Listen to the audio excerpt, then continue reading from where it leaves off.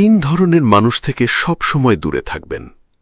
জীবনে সফলতা অর্জন করতে হলে শুধু পরিশ্রম করলেই হয় না, সঠিক মানুষের সঙ্গ অত্যন্ত গুরুত্বপূর্ণ। কারণ মানুষের চারপাশের পরিবেশই তার চিন্তা, মনোভাব এবং ভবিষ্যৎ নির্ধারণ করে দেয়।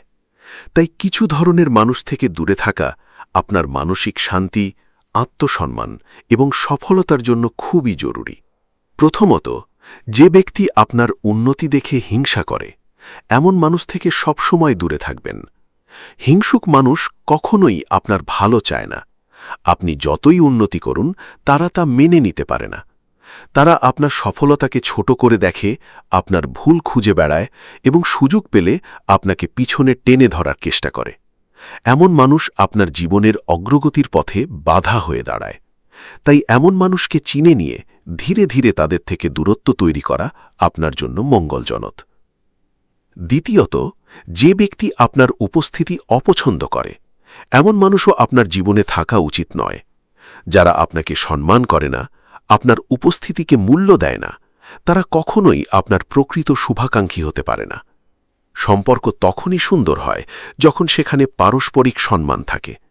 যদি কেউ আপনার সামনে অস্থিতি বোধ করে, আপনাকে গুরুত্ব না দেয়, তাহলে সেখানে জোর করে সম্পর্ক টিকিয়ে রাখা আপনার আত্মসম্মানের জন্য ক্ষতিকর হতে পারে। জীবনে এমন মানুষ রাখুন যারা আপনার উপস্থিতিতে খুশি হয়, আপনার কথা গুরুত্ব দিয়ে শোনে। তৃতীয়ত, যে ব্যক্তি আপনাকে তুচ্ছ মনে করে, এমন মানুষ থেকে দূরে থাকা অত্যন্ত গুরুত্বপূর্ণ। কেউ যদি আপনাকে ছোট করে দেখে, আপনার স্বপ্নকে অবমূল্যায়ন করে, আপনার যোগ্যতাকে অস্বীকার করে, তাহলে সেই আপনার উন্নতির পথে সবচেয়ে বড় বাধা হতে পারে। এমন মানুষ আপনার আত্মবিশ্বাস ধ্বংস করে দিতে পারে।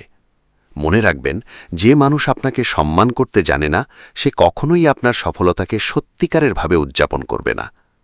জীবনে শান্তি ও সফলতা পেতে হলে সঠিক মানুষ নির্বাচন করা খুব জরুরি। সবাইকে নিজের জীবনে রাখার প্রয়োজন নেই। যারা আপনার উন্নতি চায়, আপনাকে উৎসাহ দেয় এবং আপনার স্বপ্নকে সম্মান করে, তাদের সাথেই থাকা উচিত। সবশেষে মনে রাখবেন, আপনার জীবন আপনার হাতে। আপনি কাদের সাথে থাকবেন, কাদের থেকে দূরে থাকবেন, এই সিদ্ধান্তই আপনার ভবিষ্যৎ নির্ধারণ করবে। তাই নিজের মূল্য বুঝুন, নিজের সম্মান রক্ষা করুন এবং এমন মানুষদের সাথেই থাকুন যারা আপনাকে আরও ভালো মানুষ হতে সাহায্য করবে।